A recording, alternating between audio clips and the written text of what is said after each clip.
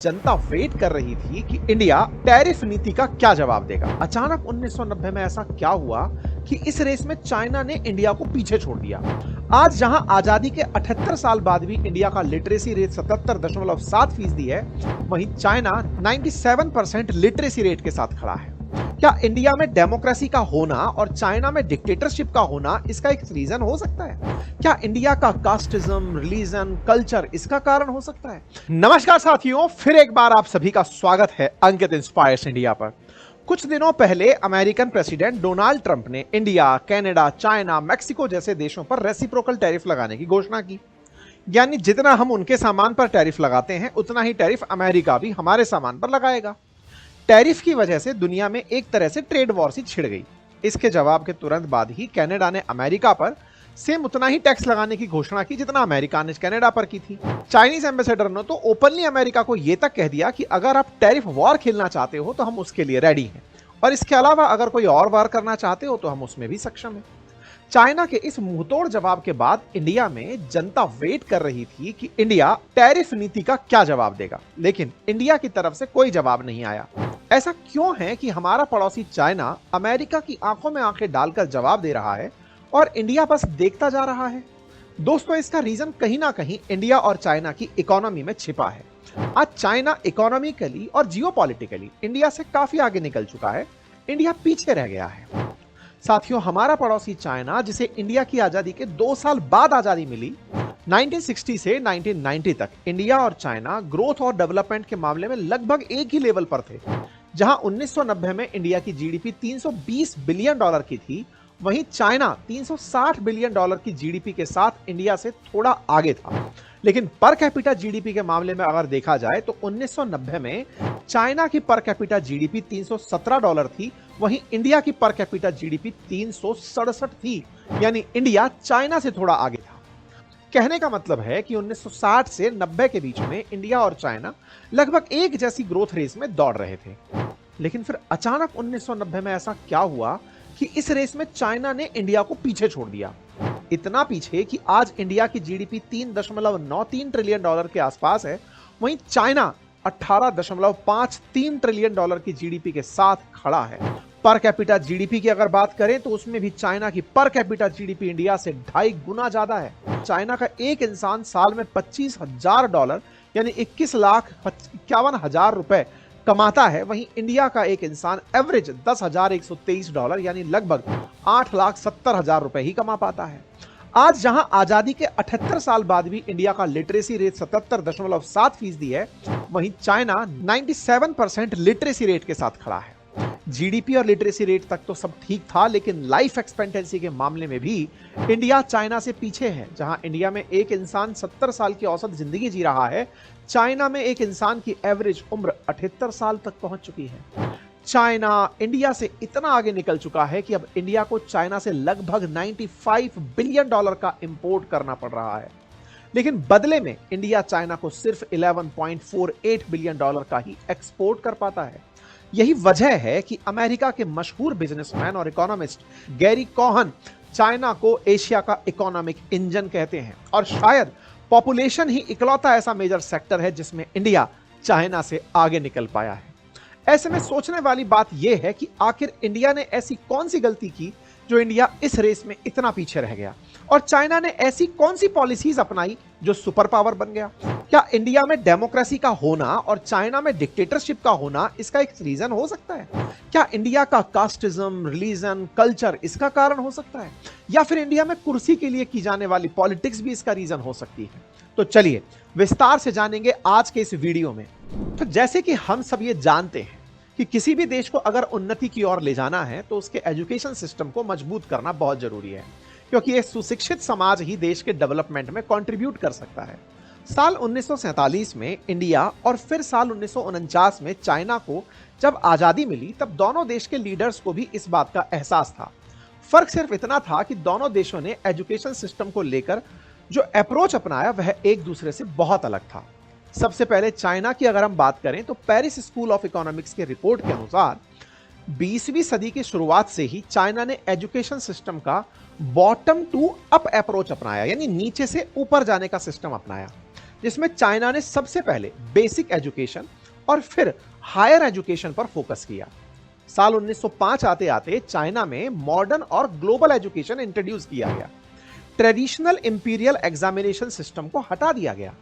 साल 1908 के आसपास उसकी जगह first national education plan introduce किया गया, जिसके तहत पूरे चाइना में प्राइमरी स्कूलिंग और बेसिक एजुकेशन को प्रमोट किया गया। 1922 में सिविल वॉर के दौरान चाइना ने 6 साल का प्राइमरी एजुकेशन प्लान इंट्रोड्यूस किया, जिसकी वजह से 1949 आते आते चाइना में लिटरेसी रेट काफी बढ़ गया।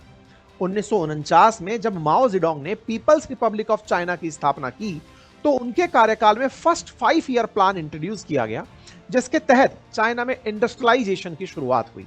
और इस इंडस्ट्रियलाइजेशन को सपोर्ट करने के लिए चाइना का एजुकेशन सिस्टम वोकेशनल एजुकेशन पर फोकस करने लगा, ताकि ज्यादा से ज्यादा स्किल्ड वर्कर तैयार हो सकें, तो इस इंडस्ट्रियलाइजेशन में कंट्रीब्यूट कर सकें।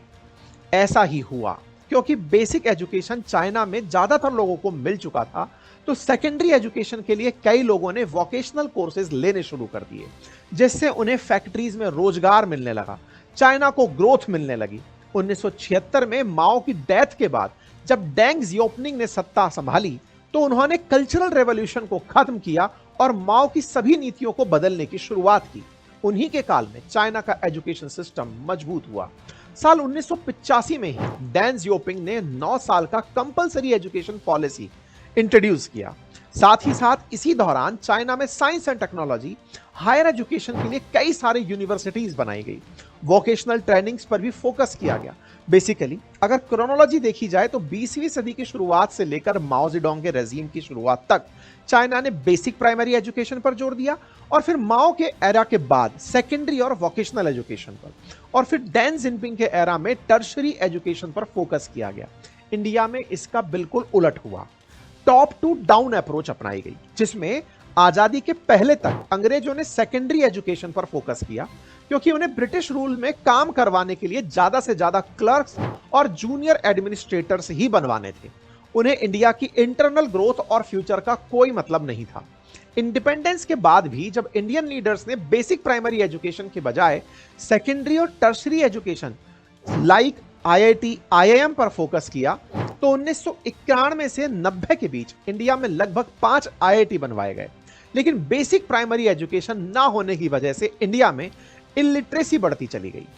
1986 में राजीव गांधी की सरकार ने नेशनल एजुकेशन पॉलिसी लागू की, जिसके तहत इंडिया में रूरल रीजन्स में बेसिक एजुकेशन पहुंचाने का प्रयास किया गया।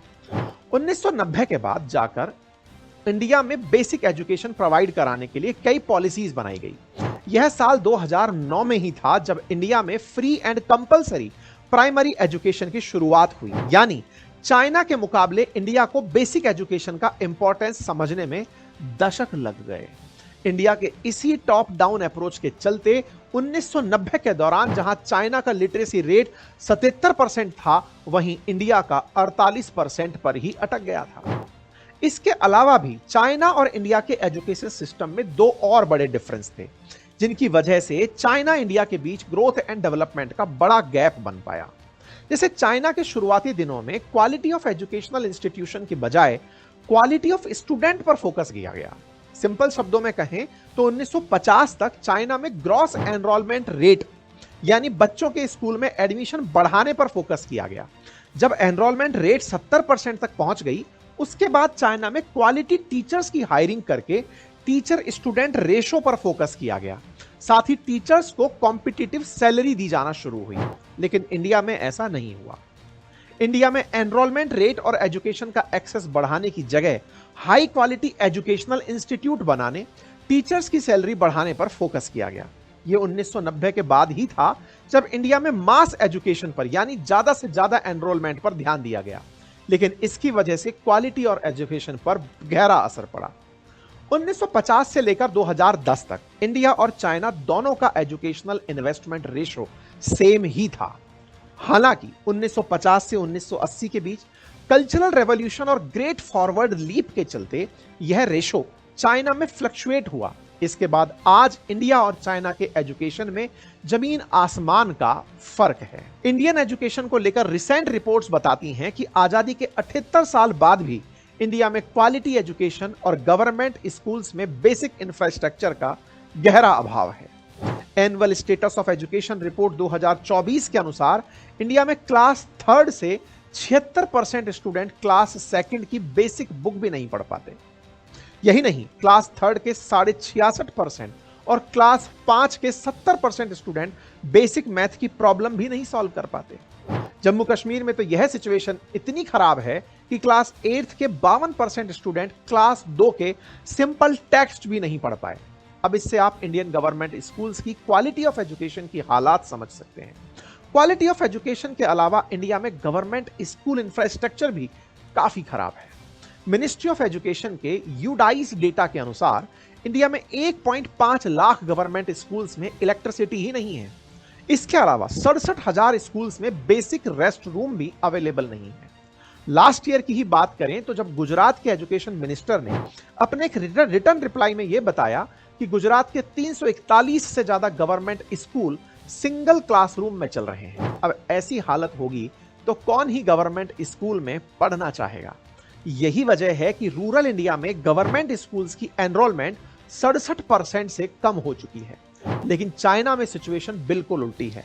वहां पर मैक्सिमम स्कूल्स के अंदर हाई टेक फैसिलिटीज अवेलेबल हैं, टीचर्स भी वेल ट्रेन्ड हैं, क्वालिटी ऑफ एजुकेशन भी बहुत हाई है। यही कारण है कि QS world future skill index में इंडिया 25वें पायदान पर है, चाइना 11वें पायदान पर। एजुकेशन के मामले में इंडिया और चाइना के बीच एक और डिफरेंस है जिसमें चाइना को मैन्युफैक्चरिंग हब बनाने में मदद की, वह है वोकेशनल एजुकेशन की प्रायोरिटी। आज भी इंडिया में वोकेशनल स्किल जैसे हेल्पर, प्लम्बर, फिटर, इलेक्ट्रिशियन जैसे स्किल्स को लेकर काफी लो लेवल एजुकेशन सिस्टम माना जाता है। वहीं ह्यूमैनिटीज सब्जेक्ट को इंडिया में काफी प्राइड की बात माना जाता है। रिपोर्ट्स की अगर बात करें तो 1949 से 2010 आते आते चाइना में 49% टर्शरी और 16% सेकेंडरी स्कूल स्टूडेंट्स ने वोकेशनल एजुकेशन ले ली थी। वहीं इंडिया में इसी दौरान 10% टर्शरी और सिर्फ 1% सेकेंडरी स्कूल के स्टूडेंट ही थे जिन्होंने वोकेशनल एजुकेशन ली थी। यही वजह है कि इंडिया में स्किल्ड वर्कफोर्स की आज कमी है। इस ग्राफ को अगर आप देखें तो आपको पता चल जाएगा कि कैसे इंडिया और चाइना के अंदर ग्रेजुएशन में डिफरेंट सब्जेक्ट को प्रायोरिटाइज किया जाता है। आज चीन ने वैश्विक कृत्रिम बुद्धिमत्ता परिदृश्य में अपनी स्थिति को मजबूत करने के लिए एक महत्वपूर्ण कदम उठाते हुए प्राइमरी और सेकेंडरी में AI शिक्षा को अनिवार्य कर दिया है। यह पहल कहीं ना कहीं आज भी चीन को हमसे लगातार आगे कर रही है। उस टाइम तो हम एजुकेशन के मामले में पीछे रह गए थे, लेकिन आज के टाइम पर जब बहुत सारे रास्ते खुले हैं नई स्किल्स सीखने और आगे बढ़ने के, हम इसी के साथ अपनी स्किल्स को बढ़ाएंगे। और इसी के साथ मैं आज लेकर आया हूं एक प्लेटफॉर्म स्केलर जो हमें सिखाएगा कुछ नई स्किल्स। स्केलर के बारे में बात करें तो यह एक ऑनलाइन टेक लर्निंग प्लेटफॉर्म है जो software development, data science, machine learning में प्रोग्राम प्रदान करता है। इसमें आपको बड़ी टेक कंपनी के इंडस्ट्री एक्सपर्ट्स के द्वारा गाइड किया जाता है। इन्होंने अब तक 15,000 से अधिक स्टूडेंट्स को अपना करियर बदलने में मदद की है। आज इनकी गूगल, फ्लिपकार्ट, मेटा आदि जैसी 900 से अधिक टेक कंपनियों में पार्टनरशिप है। इनके माध्यम से अपने स्टूडेंट्स को प्लेसमेंट में सहायता मिलती है। स्केलर में स्टूडेंट्स को 100 से अधिक कैपस्टोन प्रोजेक्ट मिलते हैं। अगर आप भी इनके कोर्स से जुड़कर अपनी स्किल्स को इंप्रूव करना चाहते हैं, करियर में नई ग्रोथ देखना चाहते हैं, तो लिंक पर क्लिक करें। आज ही इनके मुफ्त लाइव मास्टर क्लास में शामिल हो। इनके पास 0 ब्याज के साथ 2 साल तक की आसान EMI का विकल्प भी उपलब्ध है। जैसे जैसे आगे बढ़ेंगे वैसे वैसे आपको समझ आएगा कि कैसे आजादी के तुरंत बाद बेसिक एजुकेशन को और फिर वोकेशनल स्किल को प्रायोरिटी देना चाइना के लिए सबसे ज्यादा फायदेमंद साबित हुआ और इसे इग्नोर करना इंडिया के लिए घाटे का सौदा। देखिए कि चाइना में असल मायने में कैसे रिफॉर्म हुए, कैसे चाइना के अंदर इकोनॉमिक ग्रोथ हुई। 1978 के बाद के जो ग्रोथ है जिसमें डैन जियोपिंग ने माओ की नीतियों को खत्म करके चाइना की इकोनॉमी के लिए फायदेमंद पॉलिसीज अपनाई, जिसमें सबसे पहले है एग्रीकल्चरल रिफॉर्म, जिसमें चाइना के मैन्युफैक्चरिंग सेक्टर को बूस्ट किया। एग्रीकल्चर रिफॉर्म में जेंग ने स्टेट गवर्नमेंट के कंट्रोल में जो एग्रीकल्चर लैंड थी उसका कंट्रोल फार्मर्स को दे दिया। साथ ही फार्मर्स को मनचाहा फसल उगाने की आजादी दे दी। फसल को अपनी चॉइस से सरकार या फिर ओपन मार्केट में बेचने की परमिशन दे दी गई, जिसके चलते फार्मर्स अपनी इनकम का कुछ हिस्सा टैक्स के रूप में देकर बचा हुआ हिस्सा खुद रख सकते थे। इससे पहले तक फार्मर्स को स्टेट कंट्रोल लैंड पर फार्मिंग के लिए एक फिक्स सैलरी मिलती थी, यानी एक मजदूर की तरह। लेकिन डेंग के रिफॉर्म ने फार्मर्स को जमीन का मालिक बना दिया, जिसकी वजह से फार्मर्स ने वही फसल उगानी शुरू की जिनसे प्रॉफिट ज्यादा था, जैसे वीट, कॉटन, राइस। आपको जानकर हैरानी होगी कि डेंग के इस रिफॉर्म की वजह से 1978 से लेकर 97 के बीच में चाइना का ग्रेन प्रोडक्शन 61% तक बढ़ गया। 1960 में जो चाइना भुखमरी से मर रहा था, वहीं China 700 million ton grain produce करके ग्लोबल प्रोडक्शन का 23% कंट्रीब्यूट करने लगा। 1980 में चाइना जैसे जैसे फसल प्रोडक्शन बढ़ा रहा था, वैसे वैसे उनके फिनिश्ड गुड्स बनाने के लिए इंडस्ट्रीज भी खुलने लगी। साल 1985 में डेंग ने जब देखा कि चाइना की 63% वर्कफोर्स सिर्फ खेती करती है, तो इसी वर्कफोर्स का और अच्छे से इस्तेमाल करने के लिए चाइना में TVEs यानी कि टाउनशिप एंड विलेज एंटरप्राइजेस की शुरुआत की गई, जिसके तहत लोकल लेवल पर कई सारी cotton mills, toys, electronic part manufacturing factories बनाई गई। इन फैक्ट्रीज के चलते चाइना में जिन लोगों को बेसिक एजुकेशन मिला था, उन्हें भी रोजगार मिलने में मदद हुई। स्पेशली चाइना का जो स्किल्ड लेबर था, जिन्होंने वोकेशनल ट्रेनिंग ली थी, टेक्निकल या इलेक्ट्रॉनिक्स बनाने का काम करता था, जिसकी वजह से लोकल लेवल पर चाइना की इलेक्ट्रॉनिक्स इंडस्ट्री को बूस्ट मिलना शुरू हुआ। और आज आप देख सकते हैं कि चाइना इलेक्ट्रॉनिक्स इंडस्ट्री में ग्लोबल लीडर बनकर बैठा है। यही टीवीज में जो स्किल्ड लेबर थे, उनमें से कई लोग फैक्ट्रीज में पहले एम्प्लॉय बने, फिर मैनेजर बने, और कुछ लोग मैनेजर से फैक्ट्रीज के ऑनर्स भी बने। लोकल लेवल पर बढ़ रहे इस प्राइवेट एंटरप्रेन्योरियलशिप की वजह से चाइना की इकोनॉमिक डेवलपमेंट में काफी मदद मिली। डेंग ने इसी दौरान जब ओपन डोर पॉलिसी के तहत चाइना को दुनिया के लिए ओपन किया, तब यूएसए, जापान, साउथ कोरिया जैसे देशों को अट्रैक्ट करने के लिए देश में अलग अलग रीजन्स में स्पेशल इकोनॉमिक जोन बनाए गए। इन जोन में बनाई जाने वाली कंपनीज और फैक्ट्रीज के लिए रूल और रेगुलेशंस में काफी सहूलियत दी गई। साथ ही इन कंपनीज में जो सामान इंपोर्ट और एक्सपोर्ट होता था, उन पर ना के बराबर टैक्स लिया गया।